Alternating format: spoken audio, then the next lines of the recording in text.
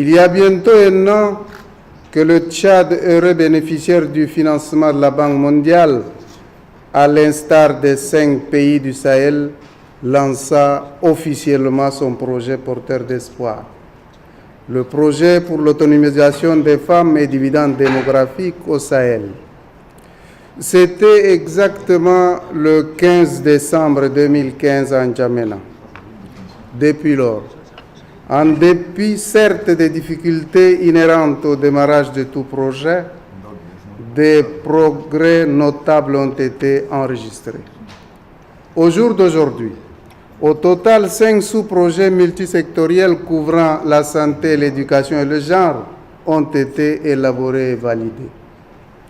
Cet atelier de formation vient à point nommé du moment où les unités de gestion du projet pays s'emploient activement avec l'appui de notre partenaire technique, l'UNFPA, à la mise en œuvre des projets ainsi validés.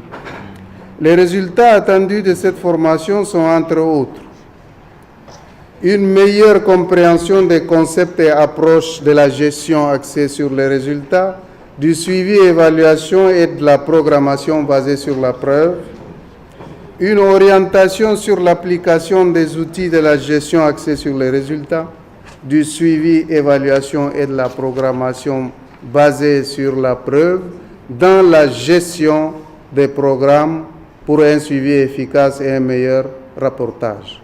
Et enfin, une meilleure compréhension du processus de planification, du suivi et évaluation d'un programme.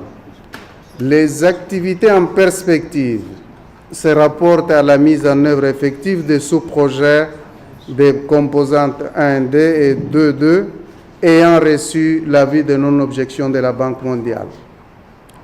En 2017, les principales bénéficiaires du projet, à savoir les femmes et les adolescentes de nos États, auront ressenti les répercussions sociales et économiques non négligeables induites à travers le projet. Les indicateurs objectifs de développement du projet sont source d'espérance pour tous les acteurs de développement et les différents ministères en charge des questions liées à l'éducation, la santé et les affaires sociales. Confrontés aux défis multiples touchant l'accès à l'éducation, à la santé et à la formation, la jeunesse tchadienne, une force motrice pour le développement de notre pays, nourrit de grandes attentes vis-à-vis de ce projet. La croissance rapide de la population, la fécondité et les taux de dépendance très élevés sont une charge économique pour les nombreuses familles du Sahel et qui freinent considérablement la croissance économique.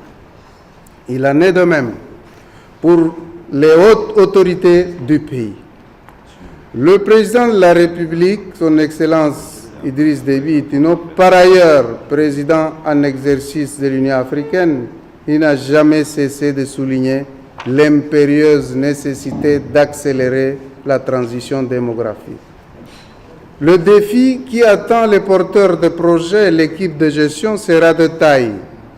J'exhorte donc les uns et les autres à une franche collaboration pour que le Sahel puisse tirer le maximum de profit de ce projet afin de sortir les Sahéliens et Sahéliennes de la situation de précarité.